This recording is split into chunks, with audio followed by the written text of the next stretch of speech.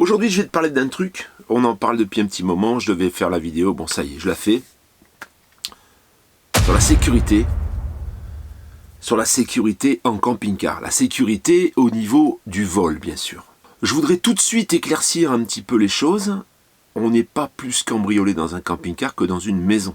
Peut-être toi, tu habites dans un appartement au 6e étage et tu t'en fous. Statistiquement, il y a beaucoup plus de vols en maison qu'en camping-car. Il est clair que dans un camping-car, tu as aussi beaucoup moins de choses à voler.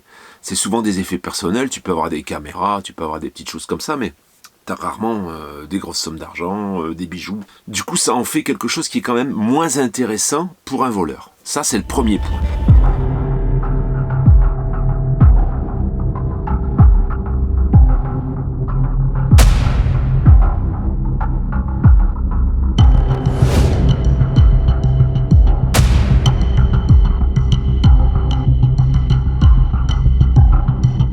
Comment tu peux te sécuriser? On n'est jamais sécurisé à 100%. Et comment tu peux éventuellement retarder l'entrée des voleurs dans ton véhicule? Tout d'abord, et pour commencer, et ça c'est le b.a.-ba, il y a des choses qui vont paraître évidentes, mais que je vais dire quand même. Il faut déjà essayer d'éviter d'attirer la convoitise. Ça, c'est le premier point. Souvent, une voiture qui s'est fait fracturer, c'est parce qu'il y a un sac à main, il y a quelque chose, un téléphone qui est resté sur une banquette ou sur un siège, ou peu importe. Mais en tout cas, on regarde, on voit, et du coup, on a envie d'ouvrir. C'est la convoitise. Donc, on évite tout ça. Alors, comment on évite tout ça? Eh bien, un camping-car, en principe, on a des occultants un peu partout.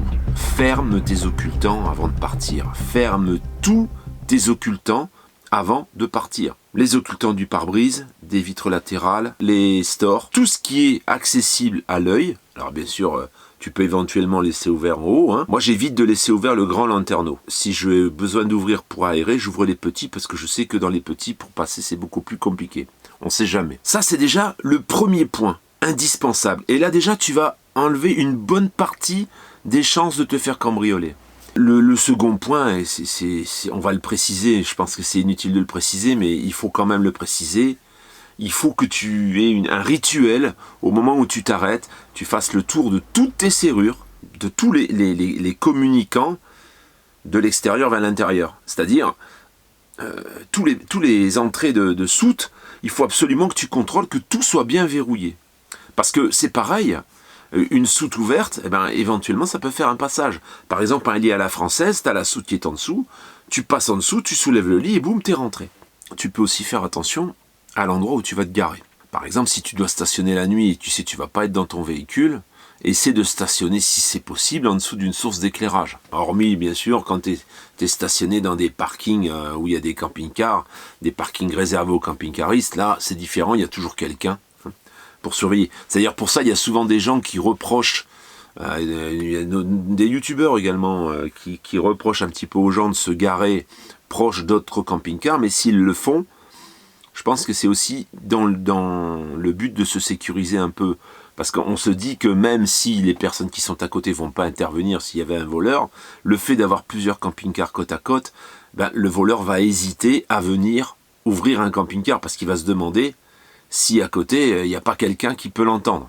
Ça a un côté où on se dit, on veut la liberté, mais bon, on est tellement nombreux qu'aujourd'hui, avoir la liberté stationnée au milieu de nulle part, c'est quand même relativement rare. Tu peux t'offrir ce petit plaisir de temps en temps, mais tu ne vas pas pouvoir le faire à chaque fois. Il y a un autre point. À partir du moment où tout est fermé, tu ne sais pas s'il y a quelqu'un dedans ou pas. Un voleur, au moment où il va tenter une effraction, il va d'abord devoir surveiller un petit peu, attendre afin de voir si le camping-car bouge pas, s'il n'y a pas un bruit dedans, etc. Qu'est-ce que tu peux faire? Laisse un fond musical. Alors laisse un fond musical, tu vas me dire, oui mais ma batterie.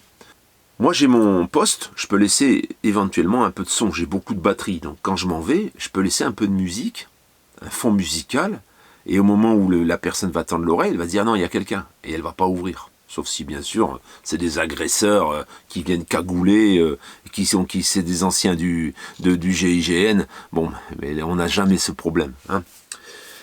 Donc, essaie de laisser un fond musical. Si vraiment t'as rien et tu t'as peu de batterie et tout, achète-toi un petit transistor.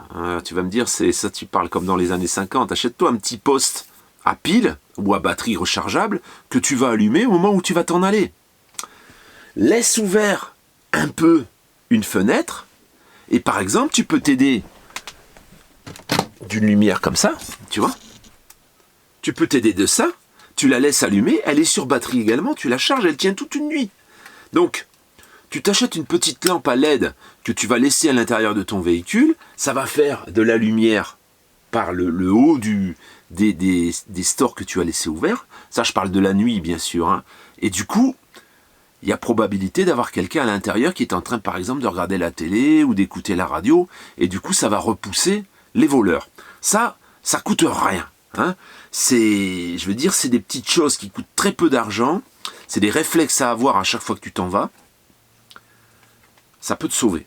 Si tu réunis les conditions pour éviter d'avoir une infraction, tu recules le risque. Ensuite, on va supposer que la personne, elle veuille rentrer dans ton camping-car. Malgré tout. Alors j'en ai vu, moi je le fais pas personnellement, j'en ai vu qui tendent une sangle entre les deux portes. Entre les deux portes d'entrée. Parce qu'ils se disent que s'il y a une infraction au niveau de la serrure, eh bien au moins on ne peut pas ouvrir parce que les deux portes sont sanglées. Pourquoi pas? Il y en a certains qui attachent avec une ceinture de sécurité, c'est pas mal aussi d'ailleurs, qui font passer la ceinture de sécurité, pareil, dans les poignées de porte. Donc ça évite aussi, au moment où la porte est forcée, d'ouvrir. Alors il y a beaucoup plus simple que de forcer une serrure, c'est casser une vitre. Par contre après, c'est vrai que si tu peux pas ouvrir la porte, bah, tu es obligé de passer par le petit trou, et là forcément tu restes enfermé dedans si jamais une personne intervient, hein, le propriétaire du camping-car par exemple, bah, du coup le voleur, lui, il est enfermé, donc il le fera pas. C'est quand même pas mal. Il y en a certains qui mettent une canne. Alors ça, on suppose, quand tu mets une canne entre la pédale d'accélérateur, ou la pédale d'embrayage, je ne sais plus, et le volant, on suppose que le voleur est déjà rentré, et puis que là, il veut complètement te voler ton camping-car. Pourquoi pas? Ça peut être sympa aussi. Tu as aussi ces espèces de bâtons assez importants, enfin un bâton, une barre métallique en fait souvent, que tu vas accroché à ton volant pour éviter que la personne puisse tourner le volant au moment où il partirait avec ton véhicule. Ça c'est toutes des petites choses qui peuvent en effet mettre des bâtons dans les roues des voleurs qui voudraient emporter ton véhicule. Ah, moi je suis plutôt sur l'intrusion. Ça c'est des systèmes qui sont valables. Il y a les alarmes aussi. L'alarme se met à hurler au moment où le véhicule est ouvert. Pourquoi pas, hein, ça peut aussi être dissuasif. Moi personnellement j'ai un petit système que je te montrerai après. Ça c'est pour les systèmes qui peuvent éventuellement reculer. Alors par exemple une canne, ça va t'éviter de te faire emporter ton véhicule. Maintenant on peut passer par les vitres aussi, on peut passer par les fenêtres, il faut les casser. Alors ça se casse pas si facilement contrairement à ce qu'on pourrait penser, il faut quand même y aller, je pense, assez fort parce que c'est des plastiques qui sont très rigides, ça casse pas comme une vitre de cabine, hein. C'est beaucoup plus compliqué. Il y a en plus c'est des doubles vitrages, donc il y a 2 couches, et les crochets en plastique, on pourrait considérer que c'est facile à casser, mais comme souvent il y en a 2 ou 3, c'est pas si évident que ça. Et ça s'entend, quand ça explose, quand tu le casses, ça fait beaucoup de bruit. Il y a moins de probabilité. Je dirais que, après, on peut te forcer la porte d'entrée, on peut te forcer la porte de soute. Là, souvent, tu as donc des systèmes, là, tu peux en voir un là, tu as des systèmes qui viennent te bloquer la porte, donc ça fait un double verrou. Sur le Timmer 508 par exemple, lui, ils ont carrément posé des verrous intégrés où tu as 2 fermetures. Tu as la fermeture de la porte et tu as le verrou. Donc c'est vrai que si tu forces un verrou, tu en as un deuxième à forcer, ça prend trop de temps et le voleur laisse tomber. J'ai une petite alarme qui est autonome, hein, qui fonctionne avec des piles, des batteries. Je montrerai ensuite, tu la vois là, voilà. Donc quand tu la mets en route, hein, tu as une télécommande, quand tu la mets en route, elle va détecter le mouvement. Ça veut dire que s'il y a un mouvement à l'intérieur, elle va se mettre à sonner, elle va hurler, et elle va m'avertir par SMS, il y a une petite carte SIM dedans, elle va m'avertir par SMS qu'il y a intrusion, ou qu'il y a eu un problème. Alors il ne faut pas laisser bien sûr les fenêtres ouvertes, parce que là forcément il y a un déplacement de rideau, un rideau qui bouge et ça y est, ça sonne. Hein. Donc il faut essayer de faire pour qu'il n'y ait pas de déplacement. Parce que s'il y a un déplacement d'air et qu'il y a un déplacement d'objet, forcément si tu laisses un animal dedans par exemple, ça va gueuler, hein, ça va hurler. Donc ça m'a rendu service pendant un très très long moment, puisque je l'ai depuis maintenant, depuis quasiment 2 ans. J'ai fait venir ça, que j'ai pas encore posé. Alors ça, c'est commandé ça par Amazon. Hein. C'est un peu gros, hein. Excuse-moi, mais je pensais que c'était plus petit au moment où je l'ai commandé. Voilà ce que j'ai commandé. Bon, ça marche en Wi-Fi. Maintenant que j'ai l'internet par le biais de mon routeur qui marche perpétuellement, hein, le modem est branché sur 12 volts, j'ai 2 cartes SIM dedans, je te le rappelle, et ça marche en continu, je peux brancher des caméras comme ça. Ça, c'est une caméra qui fonctionne sur du 12 volts. Elle est complètement orientable à distance. Elle se met en route lorsqu'il y a un mouvement. Et elle t'avertit sur ton application, sur ton mobile. Alors, je ne l'ai pas encore posé, mais je vais le faire. Tu filmes tout ce qui se passe. Il y a une carte mémoire dedans. Elle va filmer tout ce qui se passe. Le moindre mouvement, elle va le filmer. Tu peux parler. Ça veut dire que tu es dans ton téléphone. Tu peux voir en direct ce qui se passe. Et tu parles. Quand il y a quelque chose, tu dis donc, qu'est-ce que tu fais là, toi? Ou tu peux faire un bruit de temps en temps. Ou tu peux mettre un peu de musique de où tu es pour que ça sorte par la caméra, tu vois. Tu peux créer du bruit, tu peux générer du bruit en fait. Tu peux générer du bruit et en même temps tu peux surveiller ce qui se passe. Qu'est-ce que tu es en train de dire là, Chatounette, pendant que je fais mon montage, là, pendant que tu écoutes ce que je suis en train de dire, qu'est-ce que tu es en train de dire? J'ai dit que toi t'aimes bien générer du bruit. Parce que dans ta vidéo tu dis ça, tu peux générer du bruit et là t'es tout excité parce que... Toi aussi t'en génères du bruit quelquefois. Hein? Si tu vois ce que je veux dire. N'importe quoi. Quand tu es dans la partie close de cet appartement. Espèce de cochon, tu vas pas mettre ça. Donc je suis assez impatient, j'ai attendu pas mal de temps, hein. Je dois t'avouer qu'avec le Covid, je pense qu'ils étaient un petit peu en rupture, j'ai attendu, donc je sais même pas si à l'heure d'aujourd'hui, je vais te mettre le lien, je sais même pas si tu vas pouvoir en avoir, parce qu'à un moment, ils étaient en rupture de stock. Bon, de mémoire, ça coûte une centaine d'euros. Je te mettrai le lien en description, ça coûte une centaine d'euros, ça s'oriente dans tous les sens, tu vois, avec ton téléphone. C'est génial. J'en ai acheté 3. L'idée, c'est d'en mettre une dedans et 2 dehors. Alors, tu vas me dire, dehors, normalement, t'as pas le droit. T'as pas le droit de filmer la voie publique. Je sais pas. Je sais que j'ai pas le droit, mais je sais pas. Je sais pas si je vais pas les mettre quand même. Parce que ça me permettrait de me garer un peu n'importe où, de quitter l'endroit et de pouvoir surveiller le tour du véhicule quand je suis pas là. Ça veut dire que si je suis chez Eva, par exemple, j'ai garé mon véhicule à un endroit... plus ou moins bien, même je suis par exemple, je fais du tourisme, je sais pas dans quelle ville, j'ai garé mon véhicule, je suis parti avec ma Giroroux pour aller faire du tourisme dans la ville, je peux surveiller mon véhicule. Et quand il y a un mouvement, il va me l'avertir. Alors il est clair qu'à l'extérieur des mouvements, il y en a tout le temps. Il y en a plein qui rasent le véhicule, qui marchent et tout. Ça risque d'être un peu galère. Je sais pas encore comment faire. Donc toujours est-il que j'en ai commandé 3, j'en ai 3. Je vais déjà en poser une à l'intérieur. Et on verra ce que ça donne, je te dirai un petit peu comment ça se passe. Je te ferai même une démonstration avec le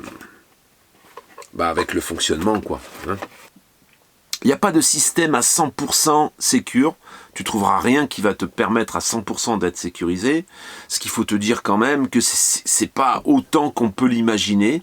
C'est la première crainte de toutes les personnes qui désirent voyager en camping-car. Ils se disent, on va se faire cambrioler. On en a entendu avec des gaz. Des gaz qu'on envoie dans le camping-car pour les endormir et pour rentrer dedans, ça n'existe pas. Hein. Tu peux te renseigner partout. Y en a même qui ont dit que c'était carrément en fait une rumeur qui a été balancée pour faire peur aux gens. Ça n'existe pas. Tu peux pas endormir. T'imagines un volume comme ça, aller mettre un gaz qui va t'endormir. T'imagines la quantité de gaz qu'il faudrait. C'est pas possible. Ça n'existe pas. Il y a des rumeurs, des légendes. Après, il y a les gangs qui interviennent, qui agressent les camping-caristes sur les parkings d'autoroute. Ouais, peut-être c'est arrivé quelques fois, mais je pense qu'après, une fois que c'est arrivé, c'est arrivé une fois, on en fait un pataquès en fait, et on s'imagine ensuite que ça arrive tout le temps. Non, c'est pas quelque chose qui, si vraiment c'était ça, il y aurait ça ferait beaucoup plus de bruit, je pense. Hein. Donc faut pas non plus avoir une phobie et se dire non, moi le camping-car pour moi c'est difficile parce que je suis pas dans une maison et que du coup on va pouvoir me cambrioler, m'agresser beaucoup plus que dans une maison. Tu sais, une maison, t'habites à un endroit fixe, les gens te repèrent, ils peuvent te surveiller tous les jours, voir ce que tu fais. Et un beau jour, ils voient que t'es parti, ils connaissent tes habitudes et ils peuvent rentrer chez toi. C'est beaucoup plus simple. Un cambriolage dans une maison, je pense que c'est plus simple qu'un cambriolage dans un camping-car. Pour moi, et c'est beaucoup plus rémunérateur. Donc, le point principal, c'est essayer de créer de la vie dans ton camping-car si tu n'y es pas. Voilà. Essayer de laisser penser qu'il peut y avoir quelqu'un dedans. Et là, en principe, c'est une bonne part de gagner. Je pense que c'est le plus efficace des antivols avant tout le reste. Après, le reste, c'est supposer que la personne, elle veut rentrer, et si elle veut rentrer, elle rentrera. Supposer que la personne, elle veut rentrer, et reculer, lui mettre des bâtons dans les roues, lui mettre des obstacles, pour pas qu'elle puisse le faire, et pour que elle se dise non, ça va me prendre trop de temps, je vais passer à autre chose. La première phase, c'est ne pas tenter. Ne pas tenter en mettant tes occultants, créer une vie à l'intérieur, mettre un petit poste de radio par exemple, que tu vas allumer à chaque fois que tu vas sortir. Éventuellement un système de caméra où tu peux parler, où tu peux créer du bruit, faire du mouvement. Et ensuite, c'est la protection. Et là, la protection, ça vient en supposant que ces barrières-là n'ont pas suffi, en fait. Hein. Et surtout de faire un contrôle régulier avant de partir à chaque fois de toutes tes ouvertures. Il y a tellement d'ouvertures qu'on en oublie. Tu as tellement de trappes, tu as sorti tes sièges, tu les as rentrés, tu as oublié de verrouiller. Moi, c'est simple, j'ouvre et je verrouille immédiatement. Au moment où j'ai ouvert mon crochet, j'ouvre la poignée et je verrouille tout de suite. Comme ça, quand je ferme, c'est déjà verrouillé. J'ai pas à remettre la clé dedans. C'est installé. Tu vois, elle est là, ici. Alors, c'est assez balèze. Hein. C'est assez gros. Quand je les ai commandés, je pensais que c'était plus petit. Je m'étais même dit, je vais certainement en mettre une dehors. En fait, 2. Une de chaque côté. C'est pour ça que j'en ai pris 3. Finalement, pas. C'est un peu gros. Hein. C'est un peu gros. Alors, j'ai un peu galéré, je dois t'avouer que j'ai un peu galéré à l'installer, parce qu'il y a une séquence qu'il faut vraiment respecter. Il faut d'abord la brancher au routeur. Il faut la brancher au routeur avec un câble, et une fois qu'elle est branchée avec le câble, tu la déclares dans le réseau, et ensuite seulement tu la fais basculer en Wi-Fi. Voilà, et ça j'avais pas compris, j'ai tout de suite basculé en Wi-Fi, ce qui fait que la caméra était détectée, mais j'avais pas d'image. Tu veux savoir comment ça marche ? Tu veux savoir si cette caméra fonctionne ou pas ? Demain matin 7h30, démonstration de ma superbe caméra de surveillance où je peux même parler dedans, peut-être. Si ça marche, ça je te dis pas. Peut-être ça marche pas parce qu'au départ c'est prévu pour une baraque hein, quand même. Et on n'est pas dans une maison là. Tu dis que tu me feras une pour moi aussi. Si ça marche, je te fais une pour toi si ça marche, Tounette. En plus, Pascal, comme il aime bien parler aussi, il pourra se taper la dispute avec un voleur. Il pourra lui raconter toute sa vie pendant qu'il y braque son camping-car. Si jamais on est en Pologne, qu'est-ce que tu fais ? Tu vas lui tenir la conversation. Elle est sympa quand même. Hein. Oui, salut, ça non, ça tu touches pas, ça tu fais pas. T'es contente ? T'es fière de ta connerie ? Bon. J'en profite pour te dire que si tu réponds au concours et que tu veux pas que les réponses soient dévoilées, tu fais comme Nadjo, tu nous les envoies par mail. Parce que sinon, si t'as les bonnes réponses et que tu les mets dans les commentaires, on n'a pas réfléchi à ça. Il y en a qui vont te... ils ont plus qu'à copier. Voilà. Si bien sûr c'est les bonnes réponses. Souvent les tricheurs, moi je me souviens quand j'étais à l'école, j'avais des tricheurs qui me copiaient. Quand je faisais une erreur, tout le monde faisait la même. Ça aussi c'est le problème. Ciao la famille. Ciao.